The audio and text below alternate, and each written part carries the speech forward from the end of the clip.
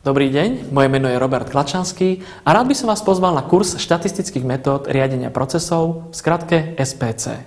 Keď sa povie slovíčko štatistika, mnohým z nás sa vybavia veci nepraktické a príliš komplikované. Cieľ tohto kurzu je práve opačný. Povedať zložité veci tak, aby im porozumel každý, veď v živote sa predsa neriadíme slovníkom integrálov a diferenciálnych rovníc.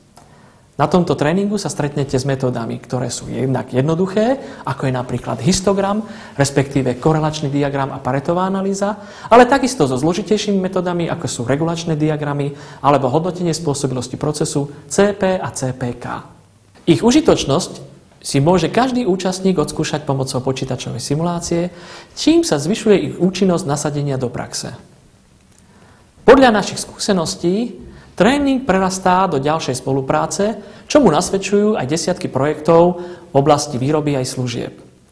Tým pádom sa pre pracovníkov stáva strašiak typu Audit ISO 9001-2000 alebo TS iba ďalším pohodovým dňom. Ale čo je najdôležitejšie?